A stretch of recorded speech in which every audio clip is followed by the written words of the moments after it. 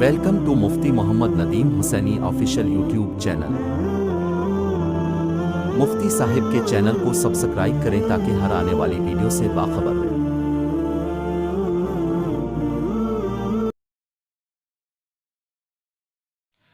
جائے نماز یعنی جس پر نماز پڑھی جاتی ہے، وہ کپڑا، وہ مصلی، وہ صف، وہ چٹائی، اس کے متعلق چند ایک اہم مسائل قابل غور ہیں۔ نمبر ایک تو یہ ہے کہ مصلی کو لپیٹنا، اور یہ عام طور پہ خواتین کے اندر پائی جاتی ہے بات۔ گھروں میں خواتین حضرات جب نماز پڑھتی ہیں تو نماز کے بعد اگر مصلی کو لپیٹنا نہ ہو، بلکہ کوئی کسی کام کی وجہ سے اٹھ رہی ہیں یا کسی بھی وجہ سے تھوڑی دیر کے لیے اگر مصلی کو خالی چھوڑنا پڑا تو وہ اس کو ایک کونے کو موڑ دیتی ہیں، اور سمجھتی یہ ہیں، تصور یہ ہے لوگوں کا کہ بھئی اگر مصلی کے کونے کو نہ فولڈ کیا گیا تو اس پر شیطان نماز پڑھتا ہے۔ تو میرے دوستو، شیطان کا نماز سے کیا تعلق؟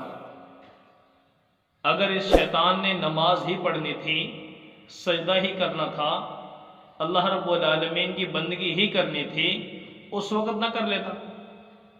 تو یہ فضول قسم کی باتیں عوام کے اندر بہت سی رائج ہیں جن کا حقیقت سے، شریعت سے کوئی تعلق نہیں۔ تو لہٰذا اگر نماز پڑھ کے مصلی ایسے ہی چھوڑ دیا گیا، بچھا ہی رہا، کونا نہ موڑا تو کوئی حرج نہیں۔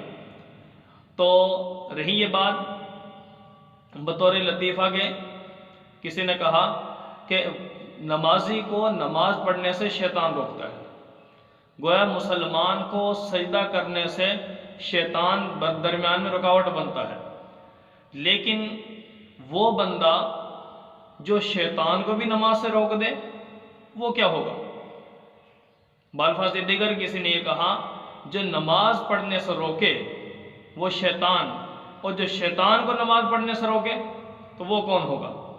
تو میرے دوستو، یہ بات فضول ہے، اس کا کوئی حقیقت سے تعلق نہیں ہے۔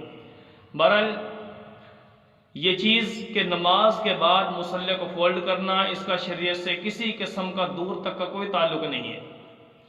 اسی طرح دوسرا مسئلہ مصلی سے متعلق یہ ہے کہ بعض دفعہ گھروں میں خواتین نماز پڑھتی ہیں، بچے نے مصلی پر پیشاب کر دیا، مصلی کا یعنی ایک کونا ناپاک ہو گیا، تو آیا اب اس مصلی پہ باقی حصے پہ نماز پڑھی جا سکتی ہے یا نہیں؟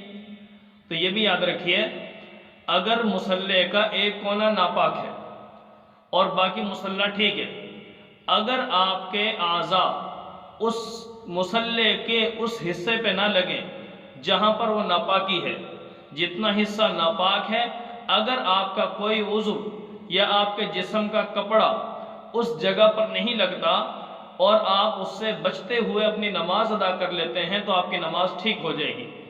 بہرحال دھو لینا زیادہ مناسب ہے۔ تیسرا مسئلہ، مصلی پر کعبۃ اللہ یا اس طرح مسجد نبوی کی تصویر کا ہونا، آیا اس کی بے حرمتی اور بے ادبی کا کیا حکم ہے؟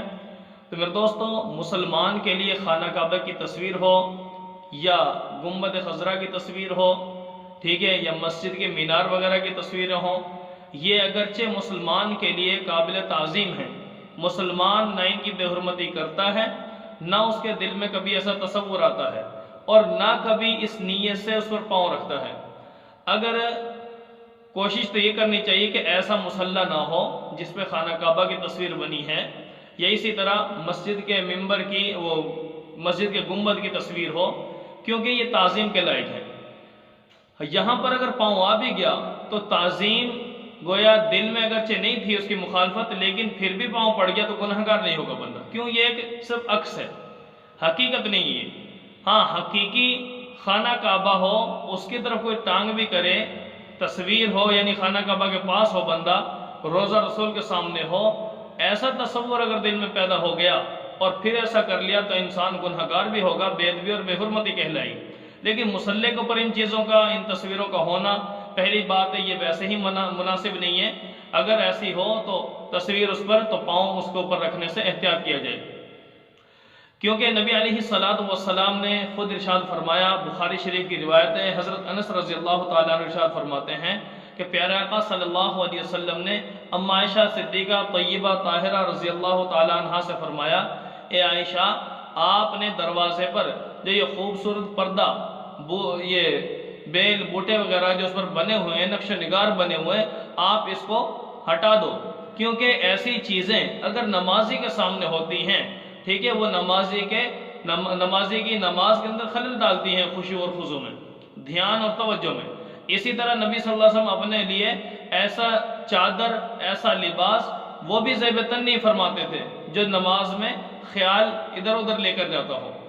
تو اس وجہ سے نبی علیہ الصلوۃ والسلام نے گویا اسی بات کو پسند فرمایا ہے کہ نماز کے اندر سادہ لباس، صاف، جو لباس نماز کے اندر نمازی کے دھیان کو ادھر ادھر نہ لے جائے، ایسا لباس ہو، ایسا ہی مصلی ہو، اور نمازی کے سامنے اس قسم کی تصاویر، اس قسم کے نقش و نگار، ایسے پھول بوٹے، وہ چیزیں نہ ہوں جو دوران نماز بندگی اس توجہ کو کیچ کر رہے ہوں۔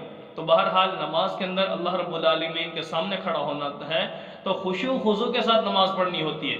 ایسی چیز جو بھی نمازی کے توجہ اور دھیان کو ادھر ادھر لے جائے، ایسی چیز کا سامنے ہونا، ایسی جگہ پہ نماز پڑھنا یا ایسے کپڑے اور مصلی پہ نماز پڑھنا، اس سے بہتر ہے کہ دوسرے پر پڑھ لی جائے تاکہ نمازی کی توجہ کو یہ چیزیں تو کیچ نہ کریں۔ بہرحال اللہ تعالیٰ سے دعا ہے اللہ تعالیٰ امت مسلمہ کو صحیح طور پر خشوع خضوع کے ساتھ نماز پڑھنے کی توفیق نصیب فرمائے۔